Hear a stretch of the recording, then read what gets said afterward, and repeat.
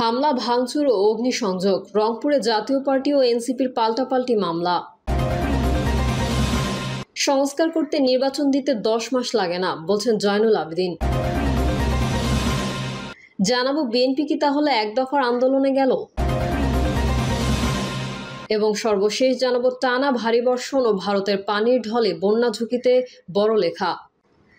এতক্ষণ শুনছিলেন সংবাদ শিরোনাম, এবারে বিস্তারিত। তবে তার আগে অনুরোধ থাকবে আমাদের চ্যানেলটি সাবস্ক্রাইব করে বেল আইকনটি ক্লিক করুন। হামলা, ভাঙচুর ও অগ্নিসংযোগ। রংপুরে জাতীয় পার্টি ও এনসিপির পাল্টাপাল্টি মামলা। রংপুরে জাতীয় পার্টির চেয়ারম্যান জিএম কাদেরের বাসভবনে হামলা, ভাঙচুর ও মোটরসাইকেলে অগ্নিসংযোগের ঘটনায় পাল্টাপাল্টি অভিযোগ এনে জাতীয় পার্টি ও এনসিপির পক্ষ থেকে মামলা দায়ের করা হয়েছে। এর আগে গত বৃহস্পতিবার নগরের সেনপাড়ায় জাপা চেয়ারম্যানের বাড়ি দ্য স্কাই ভিউতে হামলা, ভাঙচুর ও অগ্নিসংযোগের ঘটনা ঘটে। শুক্রবার রাতে কোতোয়ালি থানায় বৈষম্যবিরোধী ছাত্র আন্দোলন ও এনসিপির নেতাকর্মীদের বিরুদ্ধে জাতীয় ছাত্র সমাজের কেন্দ্রীয় সদস্য সচিব আরিফ আলী বাদী হয়ে মামলা করতে আসেন। কিন্তু এতদিন মামলা রেকর্ড না করে অভিযোগ নেন ওসি। এই মামলায় অভিযোগে হামলাকারী হিসেবে 22 জনের নাম অভিযুক্ত করে অজ্ঞাত আরও 50 থেকে 60 জনকে আসামি করা হয়। আলমগীর রহমান মামলার অভিযোগে বলেন, জাতীয় পার্টিটির অপতৎপরতা রুখে দাঁড়াও ও মামলার আসামি ফ্যাসিস্টের দোসর জিএম কাদেরকে গ্রেফতার করো দাবিতে শান্তিপূর্ণ বিক্ষোভ মিছিল নিয়ে গ্র্যান্ড হোটেল মোড় হয়ে সেনপাড়া চৌরাস্তা মোড়ের দিকে যাবার সময় জাতীয় পার্টির চেয়ারম্যান জিএম কাদেরের নির্দেশে তার সমর্থকরা হামলা চালায়। এ সময় তাদের 4 জন নেতাকর্মী আহত হন। সংস্কার করতে নির্বাচন দিতে 10 মাস লাগে না, বলছেন জয়নুল আবেদিন। বিএনপির vice chairman advocate Zainul Abedin বলেছেন, সরকারকে আহ্বান করব, ছোট ছোট শিশুদের সারা বাংলাদেশের মানুষের মনের ভাষা বোঝার চেষ্টা করুন। 10 মাস লাগে না সংস্কার করতে, নির্বাচন দিতে, অথচ আপনারা 10 মাস অতিক্রান্ত করেছেন। আপনাদের নেতা বলেছেন ডিসেম্বরের মধ্যেই নির্বাচন, এর মধ্যে নির্বাচন দিয়ে সম্মানের সঙ্গে চলে যাবেন, আমরা সবাই সহযোগিতা করব। জয়নুল আবেদিন বলেন, ফ্যাসিস্ট সরকার চেয়েছিল জিয়াউর রহমানকে সকলের অন্তর থেকে মুছে ফেলতে, কিন্তু মানুষের মন থেকে তাকে মুছে ফেলা যায় না। তিনি মানুষের অন্তরে গেঁথে আছেন। এই কারণ আছে কয়েকটা। তিনি বাংলাদেশকে ভালোবাসেন বলেই স্বাধীনতা ঘোষণা করেছিলেন, যুদ্ধ করেছিলেন। বাংলাদেশ তলাবিহীন ঝুড়িতে পরিণত হয়েছিল, এতে তিনি আঘাত পেয়েছিলেন। বিএনপি কি তাহলে এক দফার আন্দোলনে গেল? দেশের শাসন ক্ষমতা অন্তর্বর্তী সরকার, কিন্তু ঢাকা শহরের সড়কে শাসন করে কখনো বিএনপি, কখনো জাতীয় নাগরিক পার্টি, কখনো জামাত ইসলামী কিংবা অন্য কোনো দল।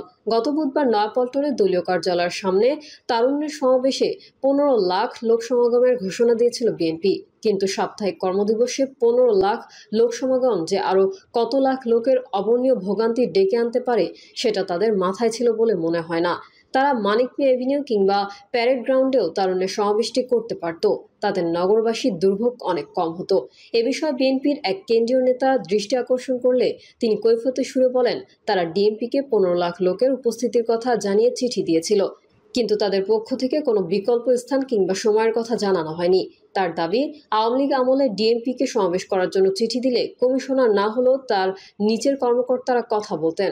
অন্তর্বর্তী সরকারের ডিএমপি পুরোপুরি নীরব। বুধবার সকালে শাহবাগে জামাতে ইসলামীও একটি সমাবেশ করে তাদের দলীয় নেতা এটিএম আজহারুল ইসলামের মুক্তি উপলক্ষে। সেটির প্রভাব পড়ে সকালের যানজটে। পরে বিএনপি সমাবেশের কারণে সেই যানজট তীব্র আকার ধারণ করে। সন্ধ্যার পর ঢাকার বেশিরভাগ সড়ক স্থবির হয়ে পড়ে।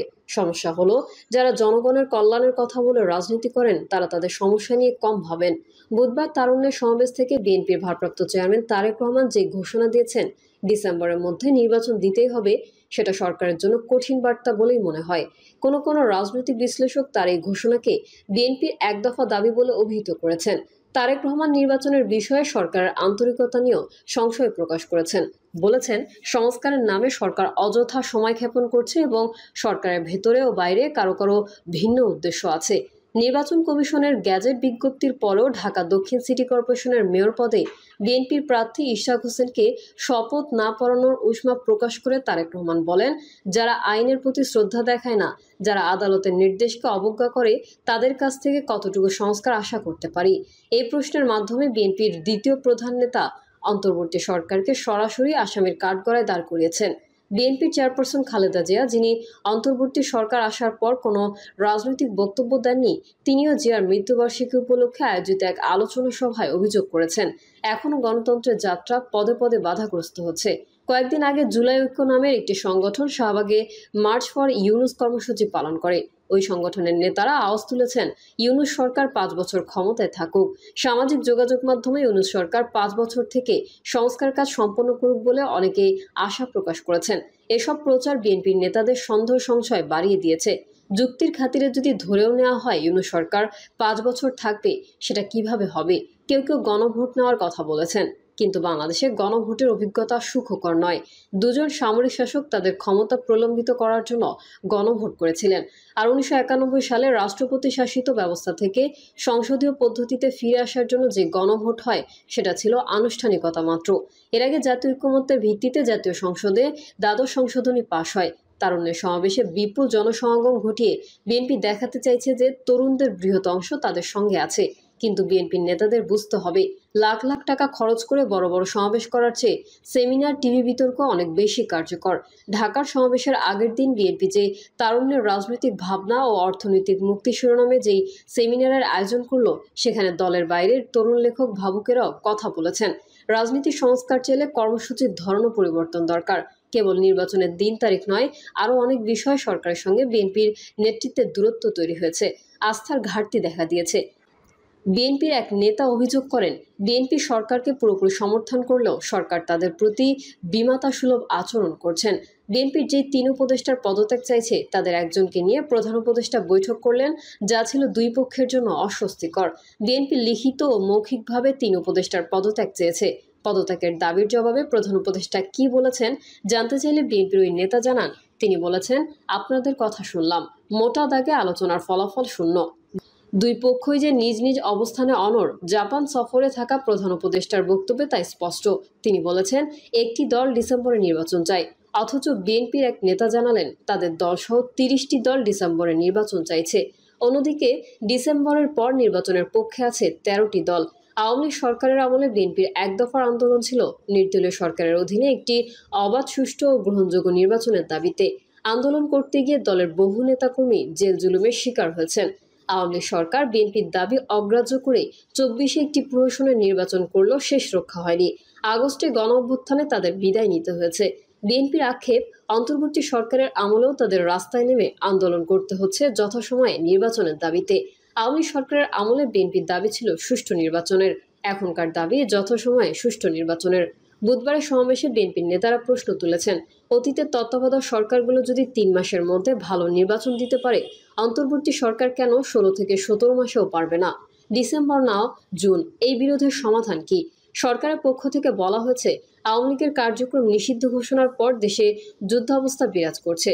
দেশের ভেতরে ও বাইরে চক্রান্তকারীরা নানাভাবে সরকারের কাজে প্রতিবন্ধকতা তৈরি করছে। সেই প্রতিবন্ধকতা দূর করার জন্য তো রাজনৈতিক দলগুলোর সঙ্গে সরকারের ভালো বোঝাপড়া থাকা দরকার ছিল। বিএনপি জানিয়ে দিয়েছে, ডিসেম্বরে নির্বাচন না হলে সরকারের প্রতি সমর্থন ধরে রাখা কঠিন হবে। এর মাধ্যমে দলটি অন্তর্বর্তী সরকারের প্রতি অনাস্থারই পূর্বাভাস দিয়েছে।